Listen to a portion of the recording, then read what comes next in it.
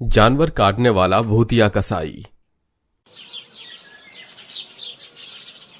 किसी ने मेरी मदद नहीं करी, सब लोग मतलबी हैं, किसी में इंसानियत नाम की चीज नहीं है। मैं किसी को नहीं छोड़ूंगा, मेरी जिंदगी तबाह हो गई, अब मैं क्या करूं, मेरे जीने का कोई मकसद नहीं है। जुनैद की रोती हुई आवाज एक रहस्यमय काली रूह के कानों में पड़ती है और वो अनजान शक्ति काली रोशनी के समान उसके समक्ष आती है। तुम्हारी रोती हुई आवाज मेरे कानों में आई है। तुम्हारे साथ कुछ लोगों ने नाइंसाफी की है। क्या तुम अकेले हो? मैं बिल्कुल अकेला हूँ, मैं मर जाना चाहता हूँ, आखिर किसके लिए जीऊं? मेरे पास एक तरकीब है जिससे तुम लोगों से अपना बदला ले सकते हो। मैं तुम्हें ऐसी शक्तियां दूंगा जिसके द्वारा तुम बहुत शक्तिशाली हो जाओगे, लेकिन मेरी एक बात गांठ बांध लो, शक्ति का असर तभी रहेगा जब तुम हर रात एक जानवर को काटोगे। 24 घंटे में रात के समय भी तुम्हें यह काम करना होगा, वरना कभी भी तुम्हारी शक्ति कम हो जाएगी और तुम कमजोर हो जाओगे और खुद ब खुद भस्म हो जाओगे। ठीक है, आप मुझे वो शक्ति दे दीजिए। ऐसे नहीं दे सकता, पहले तुम्हें एक अनुष्ठान करना होगा मेरे लिए और अपनी बलि देनी होगी। उसी के बाद तुम शक्तिशाली भूतिया कसाई बन जाओगे। मैं ऐसा जरूर करूंगा। इसी के बाद जुनैद एक काली गुफा में अनुष्ठान करने लगता है जहां आसपास हड्डी पड़ी होती हैं और वो काली रहस्यमय रूह के सामने उसे अपनी बलि दे देता है, जिसके बाद वो काली रूह उसे अपनी नकारात्मक शक्ति प्रदान करती है और वो खूंखार कसाई बन जाता है। मुझ में कुछ शक्तियां आ गई हैं, अब मुझे जल्दी से बलि देनी होगी। इस गुफा के बाहर जंगल में कोई ना कोई जानवर तो मुझे मिल ही जाएगा। मैं अभी आया आका।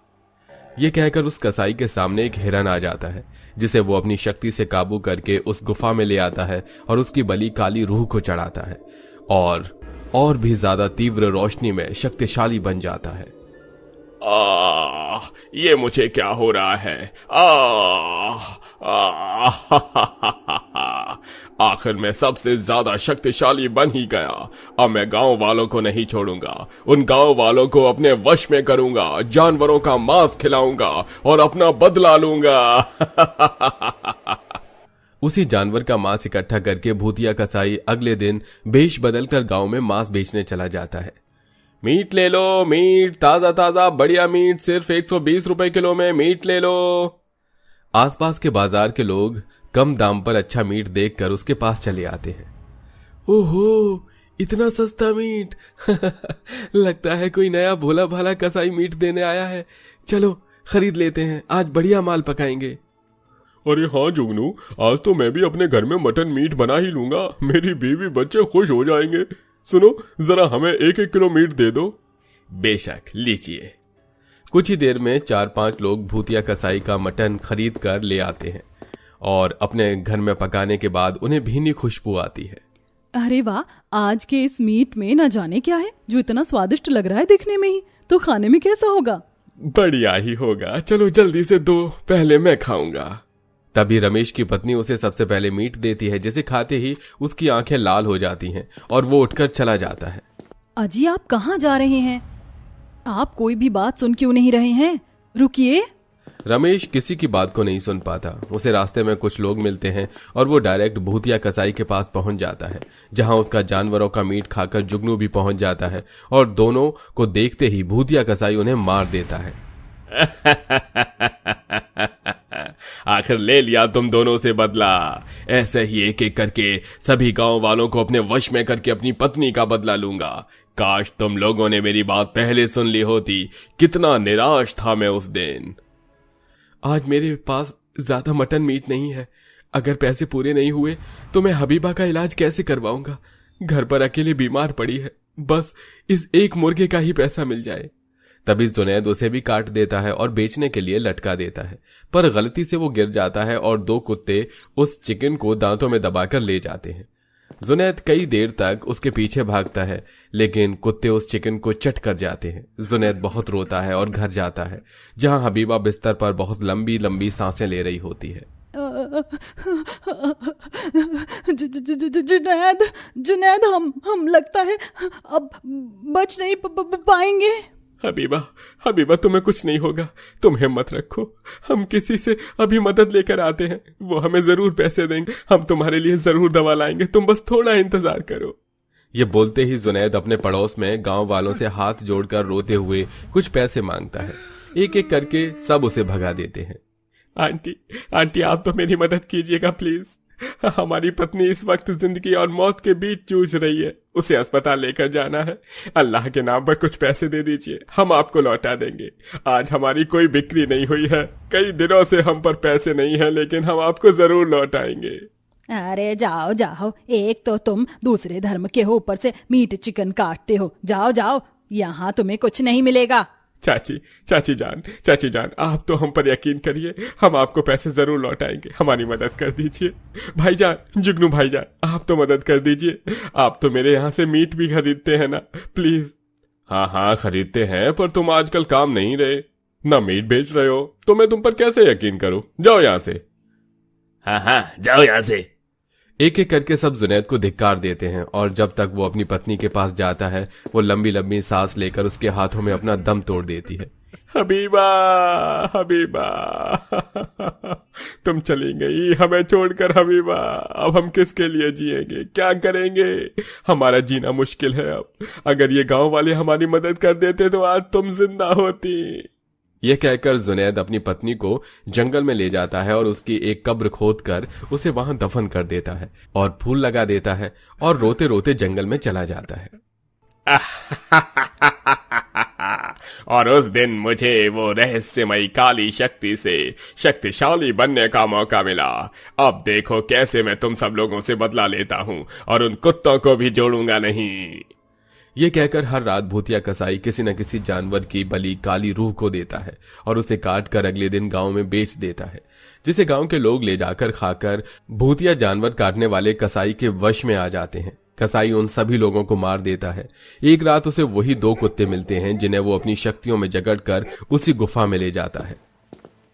तुम वही कुत्ते हो जिसने मेरा आखिरी मुर्गी का मांस खाया और मुझे बेचने नहीं दिया। अब तुम कुत्तों को भी मैं गांव वालों को खिला दूंगा। कसाई उसे भी काटकर गांव वालों को खिला देता है, जिससे वो वश में आ जाते हैं। अब गायब लोगों को पता चलने पर आधे गांव में बातें होने लगती हैं। ये भगवान, मैं क्या करूं? ना जाने मेरा बेटा कहाँ चला गया है। कल मीट खाकर उसकी आंखें लाल हो गई थी और वो गायब हो गया। यही सब मेरे पति के साथ भी हुआ था। वो बिल्कुल भी मेरी बात नहीं सुन रहे थे और गायब हो गए। उस दिन से लौटे ही नहीं है। उन्हें तो बहुत दिन हो गए।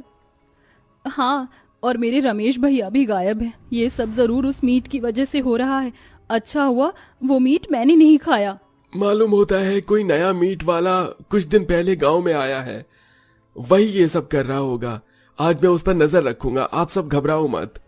रामा उस मीट वाले को बाजार में ढूंढता है और शाम हो जाने पर अंधेरे में उसके पीछे पीछे चला जाता है, जहां वो जंगल में चीते और हाथी को अपनी शक्तियों से काबू कर गुफा में ले जाता है और उन्हें मार डालता है। मैं हूँ भूतिया जानवर काटने वाला कसाई। आधे गांव को ये जानवर खिलाकर वश में करके मार चुका हूँ। अब इन हाथी और चीते के मांस को खिलाकर उन्हें भी अपने वश में करके मार दूंगा। बड़ी मुश्किल से आज ये 2 जानवर मिले हैं। मुझे हर 24 घंटे में मुझे अपनी ये खुराक पूरी करनी है, वरना मैं तड़पने लगता हूँ। बिना जानवर की बलि दिए मेरी शक्ति कमजोर हो जाती है। भूतिया कसाई तो ये है जो लोगों को मार रहा है, गायब कर रहा है और हमें अजीब अजीब जानवर का मांस खिला रहा है। इसका मतलब मुझे इसे जानवरों से दूर रखना होगा, तभी इसकी शक्ति कमजोर होगी और ये काबू में आएगा। रामा वहां से जाता है तो झाड़ियों की आवाज भूतिया कसाई सुन लेता है। वो उसे देख लेता है। तभी भागते भागते रामा गांव में आ जाता है और भूतिया कसाई उसका कुछ नहीं बिगाड़ पाता। रामा गांव में उस जानवर काटने वाले भूतिया कसाई के बारे में बता देता है, जिससे लोग सावधान हो जाते हैं। क्या क्या क्या क्या क्या? भूतिया कसाई? इसका मतलब हमें कल दिन में जंगल से सारे जानवरों को गायब करना होगा और अपने गांव से भी। लेकिन ये सब कैसे होगा? छोटे जानवर को तो हम अपने घर में छुपा लेंगे, लेकिन जंगली और हाथी, जिराफ जैसे बड़े जानवर का क्या करें? उसके लिए हम तांत्रिक बाबा से सहायता मांगेंगे। वो अपने मंत्रों से उन जानवरों को सुरक्षित कर लेंगे तो वो भूतिया कसाई उन तक नहीं पहुंच पाएगा। हाँ, ये सही रहेगा। तभी सारे गांव वाले मिलकर एक एक मुर्गा, बतख, बकरी, जंगल के हर एक छोटे से बड़े जानवर को एक बड़े से पिंजरे में कैद कर देते हैं और तांत्रिक उस बड़े से पिंजरे को अपनी शक्तियों से सुरक्षित कर देता है। 24 घंटे पूरे होने को आते हैं। रात के 12 बजे से 3 बज जाते हैं, लेकिन भूतिया कसाई बेहद कमजोर होकर इधर उधर जानवर को ढूंढ रहा था। जानवर कहाँ है? जानवर, जानवर कहाँ है? आज कोई दिख क्यों नहीं रहा? मुझे सांप तक नहीं मिल रहा। ये कहाँ चले गए सारे जानवर? मैं बहुत कमजोर पड़ रहा हूँ। ऐसा ही रहा तो भस्म हो जाऊंगा। मुझे गांव में जाना होगा। भूतिया कसाई रात में लोगों से जानवर मांगता है। कमजोरी से वो गिर पड़ता है और सारे गांव वाले मशाल लिए सामने आते हैं। बहुत बढ़िया, कुछ ही देर में तुम तड़प तड़प कर मरने वाले हो भूतिया कसाई। तुम्हें क्या लगा था तुम्हारे बारे में हमें कुछ पता नहीं चलेगा? मैं जानता हूँ ये सब तुम लोगों का किया धरा है। मुझे जानवर दे दो। तुम लोगों की वजह से मेरी पत्नी मर गई। कुछ पैसों की मदद कर देते तो ऐसा नहीं होता। छोड़ूंगा नहीं तुम लोगों को। छोड़ने के लिए तुम बचोगे नहीं, कुछ ही देर में कमजोर होकर मर जाओगे। इससे बेहतर है हम लोग तुम्हारी मुक्ति के लिए तुम्हारा श्राद्ध कर दें, वो भी बिल्कुल तुम्हारे धर्म के मुताबिक। गांव वालों को छोड़ दो। हम जानते हैं हम सब लोगों से गलती हुई है, पर तुमने भी आधे परिवार को खत्म कर दिया है। बात मान जाओ तुम। ठीक है, ठीक है, मैं तुम्हारी बात मानता हूँ। यह सुनकर एक सूफी बाबा कुछ मंत्र पढ़कर उसकी रूह को काली शक्तियों से आजाद कर देते हैं, जिसके बाद वो हमेशा के लिए उस गांव को छोड़कर चला जाता है और गांव वाले बिना खौफ के रहने लगते हैं। भले ही दोस्तों भूतकाल में आपके साथ गलत हुआ हो, इसका मतलब ये नहीं कि आप किसी के वर्तमान को खराब करके अपना भविष्य बना सकते हैं। देखा आपने कैसे जुनैद ने बदले की आग में अपनी बची खुची जिंदगी को भी जहन्नुम बना दिया। आपको ये भूतिया कसाई की कहानी कैसी लगी? आप हमें कमेंट करके जरूर बताइएगा।